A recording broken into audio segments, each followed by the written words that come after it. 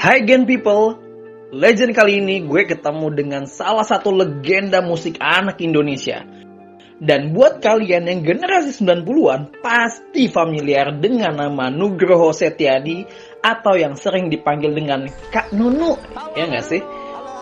Sebelum kita lanjut, jangan lupa like, komen, dan subscribe serta nyalakan loncengnya biar kalian bisa dapat notif dari Genpi.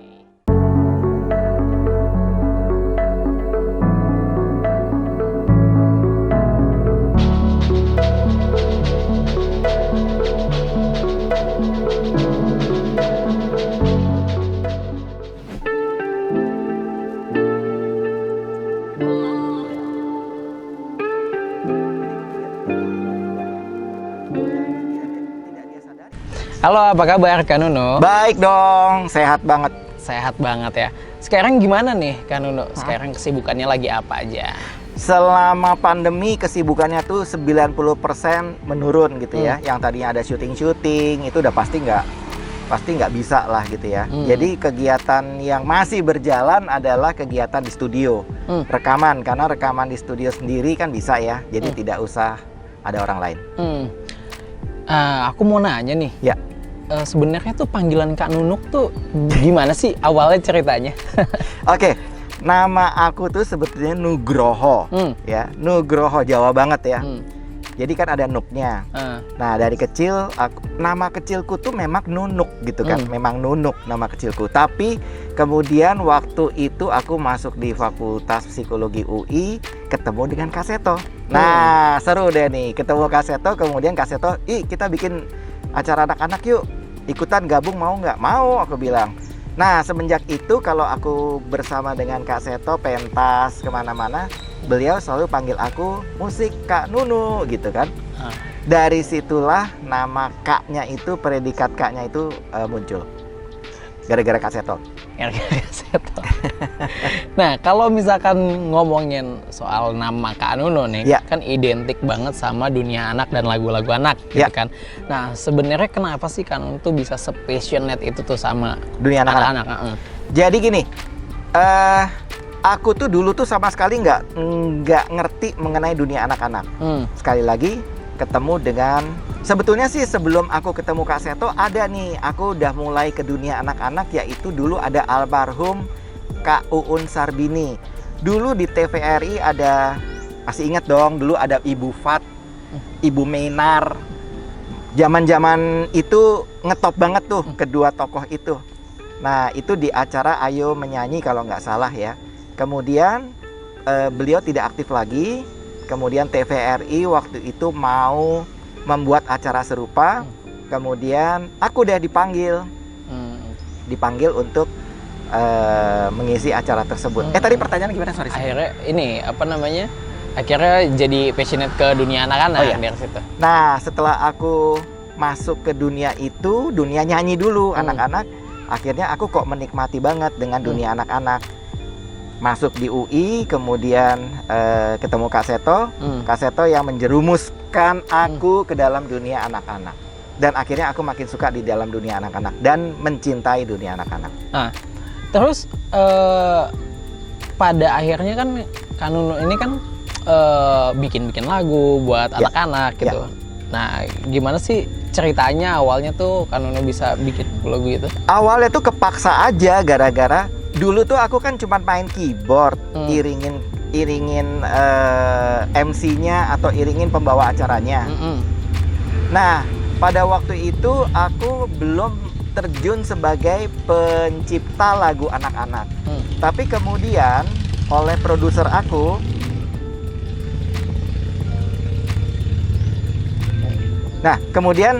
oleh produser aku, setelah aku bergabung dengan produser yang sekarang, diminta, Kak Nunu bikin dong lagu anak-anak, nanti kita iniin deh, dinaikin gitu ya. Akhirnya aku mulai bikin deh lagu anak-anak. Kemudian di syuting-syuting di TV-TV juga waktu itu ada satu acara yang memerlukan aku untuk membuat lagu-lagu baru untuk di acara tersebut. Susah nggak sih Kak kalau misalkan buat lagu untuk anak-anak gitu? Karena kalau misalkan dunia anak-anak kan nggak mungkin cinta-cintaan, nggak mungkin yang gitu ya kan? Kalau susah apa enggak, buat aku sih enggak ya. Karena dunia aku, jiwa aku adalah jiwa anak-anak. Aku sangat mengerti anak-anak itu maunya apa, senengnya apa, usia berapa dia sukanya apa, usia ini dan itu, atau antara ini usia sekian sampai sekian sukanya apa, remaja sukanya apa. Jadi buat aku, pertama aku pemusik, bikin notasi, bikin musik nggak ada masalah. Bikin lirik nggak ada masalah karena aku menguasai atau mengerti dunia mereka. Jadi aku bisa masuk di dalam musiknya, aku bisa masuk di dalam liriknya, aku juga mengerti dunia mereka. Jadi buat aku nggak ada masalah. Susah? Enggak lah. Lagu pertama yang Kak Nunu buat untuk anak-anak, terus cerita unik terkait pertama kalinya Kak Nunu bikin. Lagu pertama yang aku bikin judulnya Bonekaku. Itu tahun tunggu. Bonekaku itu sebetulnya itu dua tokoh boneka, si Bone dan si Kaku waktu itu ya. Aku mau coba bikin cerita dongeng anak-anak, dan itu aku ciptakan, itu lagu pertama aku. Cuman aku lupa waktu itu tahunnya berapa ya, mungkin yang pasti tahun 80-an lah, 86 apa 87, sekitar tahun itu gitu. Nah, terus yang menyanyikan siapa waktu itu, Kak? Yang menyanyikan waktu itu karena itu yang nyanyi dua boneka, jadi yang nyanyi ya adalah boneka itu. Nah, aku punya teman yang bisa suara boneka. Nah, aku minta dia untuk nyanyikan lagu itu waktu itu. Jadi bukan aku nggak bisa nyanyi. Jadi jangan nanya aku bisa nyanyi apa enggak. Coba dong, Kak. Nggak bisa nyanyi. Nah, terus ada ini nggak sih kalau misalkan ngelihat sekarang gitu kan, anak-anak tuh kan banyak banget yang suka nyanyi-nyanyi lagu-lagu cinta-cintaan gitu. Gimana menurut Kak Nunu? Oke. Ini masuk ke dunia pendidikan dan pengetahuan mengenai cinta. Cinta itu dibagi 3. Ada cinta agape. Agape itu cinta terhadap Tuhan. Boleh nggak? Boleh. Yang kedua ada cinta terhadap keluarga, ya, cinta terhadap kakak adik. Boleh nggak? Boleh. Yang ketiga, yang ketiga ini adalah cinta eros ya. Kalau yang tadi filia, sekarang yang eros. Eros itu adalah cinta, eros tuh erotik, dari asal kata erotik, namanya eros. Itu adalah cinta seperti yang remaja-remaja. Nah, yang mungkin belum saatnya itu adalah yang ini, yang cinta-cintaan yang erosnya itu ya. Nah, ini yang sebaiknya jangan dulu untuk anak-anak, belum waktunya, karena secara psikologis ada alasannya lah, panjang kali lebar lah kalau aku jelasin di sini. Tetapi memang belum saatnya mereka untuk masuk ke dunia ini. Karena apa? Daya atau kemampuan berpikirnya masih belum sampai untuk bisa mengerti apakah cinta eros itu. Jadi sebaiknya memang tidak disinggung mengenai hal itu dulu lah. Tapi tidak terhindar kalau anak-anak masuk ke mall, masuk ke pusat perbelanjaan, kemudian mendengarkan lagu-lagu cinta-cintaan yang eros itu, yang nggak bisa juga untuk dilarang. Kan gitu kan ya. Jadi akibatnya atau cara menanganinya ya sudah, anggap saja ya lewat aja, nggak usah dibahas. Anak-anak juga tidak terlalu penasaran untuk mengetahui isi lagu tersebut. Terus selanjutnya nih. Ya. Siapa aja sih penyanyi cilik yang dibuatkan lagunya oleh Kak Nunu nih? Gini, kalau lagu yang aku buatkan, aku selalu bekerja sama dengan produser aku, ya, bekerja sama dengan produser aku, dan produser aku tuh lebih suka mencari penyanyi baru ketimbang mengambil penyanyi yang sudah punya nama lah, terkenal gitu ya. Jadi kalau misalnya ditanya siapa sih penyanyi yang pernah menyanyikan lagu aku, pasti tidak begitu mengetahui, karena memang dia tuh diawali dengan bukan siapa-siapa gitu, tetapi memiliki suara yang bagus. Tetapi di lagu Aku Naik Odong-Odong ya, lagu Odong-Odong, itu ada seorang penyanyi namanya Adele. Dia adalah dari satu grup yang waktu itu belum terlalu terkenal ya, belum terlalu terkenal begitu. Tapi kemudian sekarang dia sudah mulai punya nama, tetapi bukan karena lagu itu saja, tetapi karena dia membuat grup sendiri yang segmennya adalah remaja. Nah, emang itu tahun berapa kan? Itu tahun 2000 waktu itu tahun 2009-an sekitar itulah. Tapi waktu itu dia masih kecil tuh, tahun 2009 belum gabung sama teman-temannya yang remaja. Jadi dia bergabung dengan teman-teman remaja tuh udah tahun 2011-an lah gitu. Udah nyiptain berapa lagu nih kan? Waduh. Selama ini? Ratusan? Ya, mungkin ada sekitar 300-an. Tetapi gini, waktu itu yang banyak itu karena permintaan dari acara di televisi. Jadi saya harus menciptakan lagu di satu episode itu 3 lagu baru atau 4 lagu baru bahkan. Dan itu episodenya adalah episode 1 minggu itu 2 kali. Jadi dan itu panjang. Jadi dikaliin aja. Mungkin sekitar 300-an ada kali ya. Terus ini suka dukanya di dunia anak-anak, kadang kan agak sulit juga mengerti anak-anak yang aduh ini anak maunya apa sih gitu kan. Gimana kan? Oke, anak-anak itu selalu aku bagi menjadi 3. Anak kecil di bawah 5 tahun, kemudian 5 sampai 10 tahun kurang lebih lah, kemudian di atas 10 tahun anak-anak remaja. Nah, yang aku dekat dengan mereka tuh ya di bawah 10 tahun itu. Anak kecil di bawah 10 tahun dan lebih dekat lagi di bawah 7 tahun itu. Suka dukanya apa? Mereka polos. Apa yang mereka sampaikan, apa yang mereka rasakan tuh, apa yang mereka kasih lihat, gitu kan ya? Yang mereka kasih lihat ya seperti itulah mereka. Jadi kepolosan itu yang tidak bisa dibohongin, dan aku menikmati sekali anak-anak yang seperti itu, gitu. Jadi kalau ditanya apa suka dukanya, aku sukanya anak-anak itu jujur. Itu sukanya. Dukanya apa? Kalau dukanya aku pernah main keyboard. Ada anak kecil bawa ice cream, digendong sama emaknya, menghadapnya ke belakang. Jadi ibunya di sini, gendong anak ke belakang, bawa ice cream, dipegang sama dia.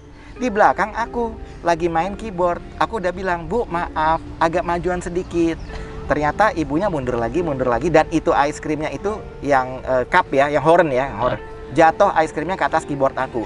Waktu itu aman, nggak ada masalah karena masih basah kan. Kira-kira 15-20 menit kemudian mulai kering dong.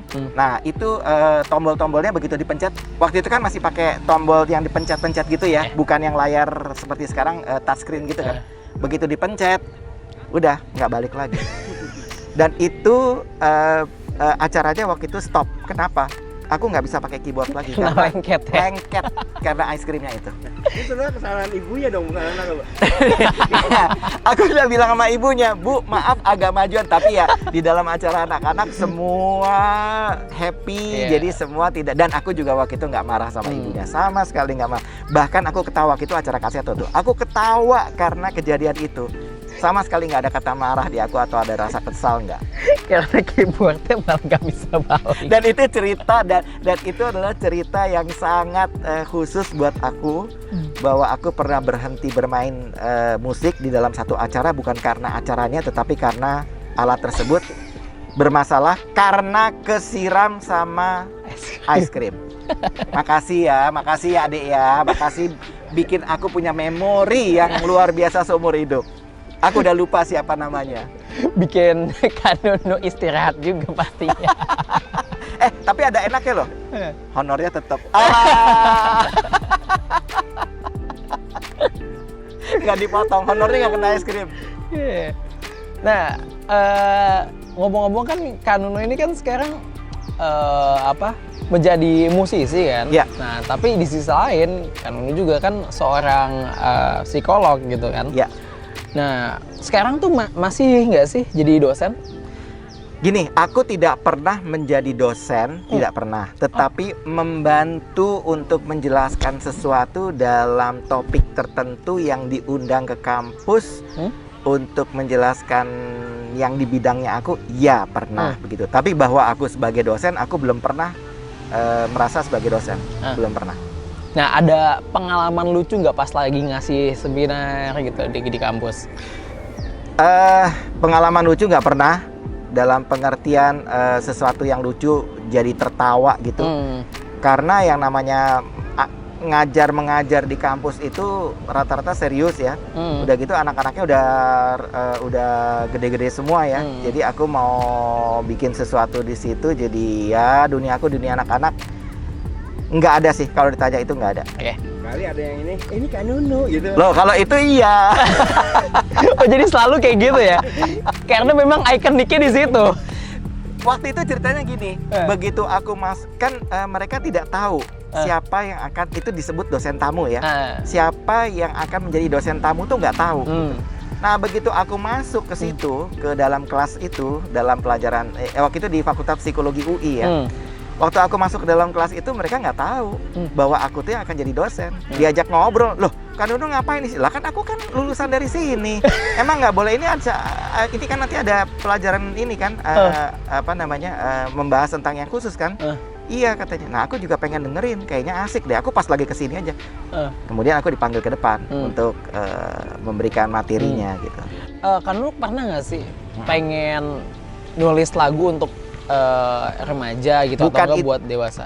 Oke, untuk lagu bukan anak, aku ngomongnya bukan lagu untuk anak-anak ya. Ada, judulnya Masihkah Kau Mencintaiku. Alah, dalam ya. Mantap. Ada, judulnya Masihkah Kau Mencintaiku. Jadi ada lagu dewasa yang juga pernah saya buat dan sudah di launching. Tapi memang mungkin hanya 1 atau 2 lagu aja. Nah, kenapa Kak Nunu nggak terusin buat lagu-lagu untuk segmentasi selain anak-anak? Khusus untuk lagu nggak. Aku memang sudah berniat untuk hanya, tanda kutip, hanya di lagu anak-anak. Memang passionnya aku di situ. Kalau misalkan kita ngelihat sekarang gitu ya, kan artis-artis cilik udah mulai sepi gitu kan, sehingga figur untuk anak-anak entah di media lain tuh udah mulai jarang gitu. Cenderung anak-anak malah justru dengerin lagu-lagu yang dewasa gitu. Gimana menurut tanggapan Kak Nunu? Oke. Sepi itu karena dibandingkan dengan zaman dulu yang lagu-lagunya itu selalu ada di media televisi. Tapi kalau misalnya kita mau untuk browsing, banyak tuh artis-artis tanda kutip yang baru-baru, banyak. Tapi adanya memang di YouTube, memang tidak di televisi. Jadi memang mereka tidak tampak, tidak muncul ke permukaan seperti zaman dulu kita melihat acara-acara di televisi. Nah, terus apa rencana Kak Nunu gitu buat mengembalikan penyanyi cilik misalkan ke dunia televisi gitu, biar kalau televisi kan siapapun jadi bisa nonton dari mana ke mana tuh bisa gitu. Oke, jadi untuk mengembalikan anak-anak ke televisi susah karena memang sekarang televisi itu medianya. Jadi gini, televisi itu membuat sebuah acara itu melihat tren. Kalau trennya lagi untuk sinetron India, ya semuanya akan bikin sinetron India. Lagi sinetron Korea, Korea semuanya, atau India dan Korea. Kalau lagi untuk anak-anak seperti tahun 90-an, hampir semua menyediakan slot untuk anak-anak. Nah, saat ini memang acara untuk anak-anak, terutama yang berhubungan dengan dunia musik, memang belum menjadi tren lagi. Tetapi saya percaya bahwa sekali waktu itu akan berputar dan akan menemui titik di mana tren dunia seni untuk anak-anak akan muncul kembali. Tetapi kalau misalnya mau melihat dunia seni anak-anak, tetap ada. Buka YouTube dan itu banyak sekali di situ. Tetap ada. Apa sih Kak yang dikangenin di tahun-tahun 90-an itu? Tahun 90-an itu banyak sekali anak-anak yang mencoba menjadi penyanyi baru. Ya, entah itu dari lagunya si A, si B, banyak sekali. Yang dikangenin adalah kebersamaan, kekompakan dari anak-anak dan juga dari orang tua.